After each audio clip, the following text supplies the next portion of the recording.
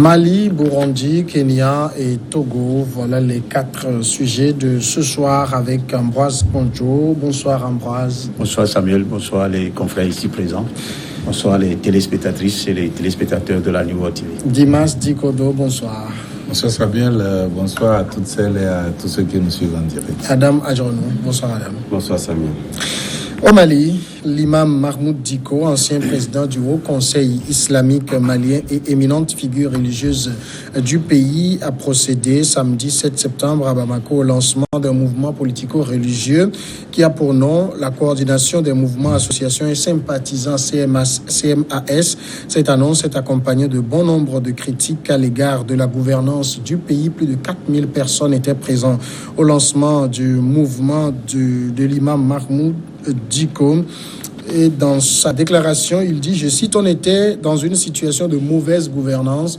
Progressivement, on va vers une situation de non-gouvernance. Ce qui va faire céder la digue, c'est d'abord cette gouvernance catastrophique. Dimas, le lancement de ce mouvement, c'est vrai qu'on parle de mouvement politico-religieux et tout, mais ça pose la question de l'éternel débat de l'irruption des hommes religieux dans le débat politique. Non, mais Dicko, lui, est déjà dans la politique depuis. Dicko, c'est un animal politique qui arrive difficilement quand même à se départir du casque religieux. Mais tout le monde sait que c'est un fin politicien. Et d'ailleurs, tout le monde le considère comme le faiseur de roi. Et que c'est grâce à son aura politico-religieux que Ibeka a réussi à se faire élire. Et donc, lui, il est déjà dans la politique. Il fait déjà de la politique. Ses prêches sont en plein des critiques politiques. Et les gens aiment ça. On peut dire que les Maliens aiment ça. Parce que, au lieu qu'on lui fasse des remarques pour pouvoir changer, on voit plutôt qu'il est porté au pinacle. Il est porté par les populations maliennes qui aiment sa manière de prêcher, qui aiment sa manière de faire la politique. Et donc, à ce niveau, oui, c'est un peu compliqué de voir que sa prise de position politique en étant imam de la grande mosquée de Bamako, puisse plutôt voir une mère religieuse dans la politique. Mais ici, on voit que les Maliens aiment ça. Et donc, d'ailleurs, si nous prenons le cas de Dicko, c'est comme les archevêques qui prennent position ouvertement dans des crises politiques dans d'autres pays et d'autres qui vont jusqu'à présider des instances politiques à des moments donnés. Et donc, oui, c'est vrai, le débat est là, mais lui, il est dans ce débat depuis fort longtemps. Mais est-ce que ça veut dire, Ambroise, que Dicko, à travers ce mouvement, veut aller à la conquête de l'électorat? On ne saurait pour le moment le dire parce que nous sommes sur un terrain où les choses pourrissent de jour en jour, tant au plan politique, militaire que économique. D'abord, le monsieur, il m'intéresse et il m'inquiète. D'abord, il m'intéresse parce que celui qui arrive à mobiliser des milliers de personnes, ce n'est pas évident que vous ne le craignez pas, qu'il soit un éventuel adversaire potentiel pour des prochaines élections.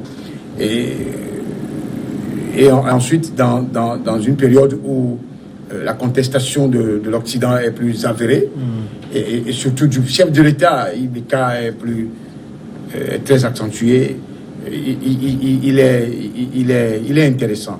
Maintenant, là où il inquiète, c'est qu'il a sa fibre religieuse. Quand on a la fibre religieuse, surtout en moment où on parle plus de djihadistes dans le giron ouest africain, surtout au niveau du Sahel, le Niger, le Mali, le Nigeria, le Cameroun, un peu le Burkina Faso, la Côte d'Ivoire, il y a à craindre certaines choses. Ouais.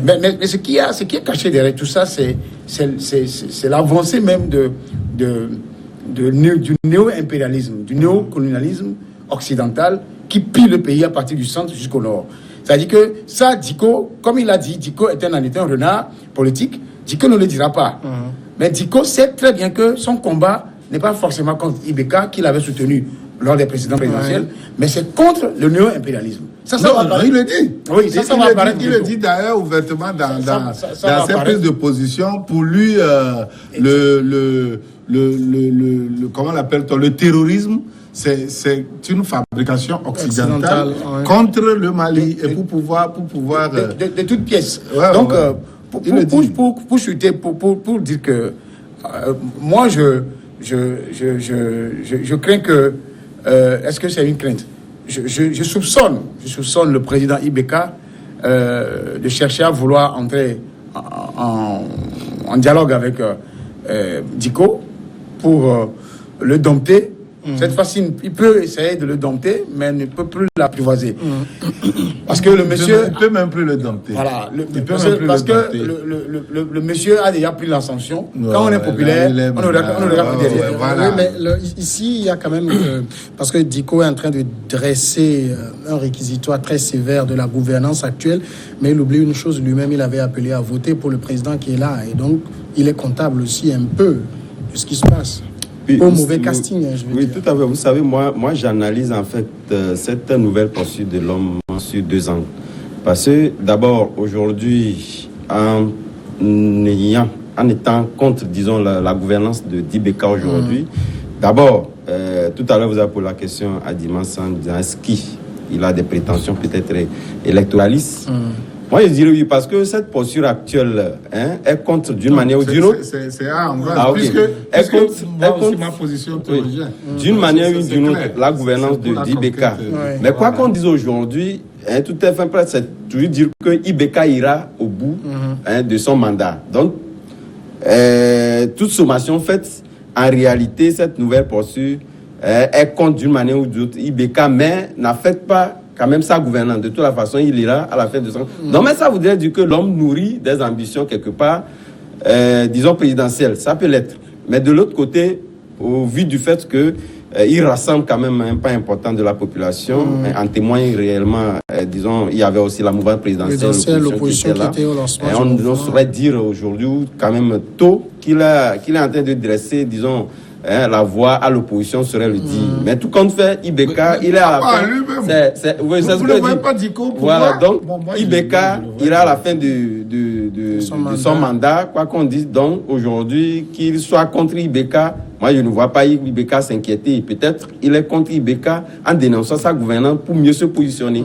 Donc, moi je me rappelle ici, je me rappelle quand même ici le président de l'Union musulmane du Togo qui avait eu une phrase. Il dit laissons la politique aux politiques et la religion aux religieux. C'est là où je voudrais en venir. Moi je suis parfaitement d'accord avec lui. C'est là où je voudrais en venir. Ça doit être ainsi. Étant donné d'ailleurs que nos pays sont des républiques, ce ne sont pas des républiques religieuses, pour dire que république islamiste ou catholique ou quoi là. Et donc, on doit savoir faire la part des choses. Mais je dis que, visiblement, ça ne gêne pas les Maliens. C'est ça le problème. Et donc, chaque peuple est libre de faire son choix. Ça ne gêne pas les Maliens. Oui. Autrement dit, les Maliens allaient dénoncer ça. Au contraire, le gars est auréolé. Oui, de toutes les façons, c'est le politique. En fait, c'est le politique qui donne cette posture-là, quoi qu'on dise. Ça ne gêne pas. Parce que de toutes les façons, le politique s'endosse sur sa personnalité. C'est pas une question. Non, la politique ne s'endosse pas. C'est lui-même qui fait la politique. C'est pas une question. Le gars fait la politique. C'est pas une question de gêner ou pas. Ici, c'est une question du respect des textes républicains et du pacte socialiste que les Maliens se sont donnés vis-à-vis d'un État laïque. Et là, nous sommes en face d'un État laïque. On ne peut pas, du jour au lendemain, enchantement,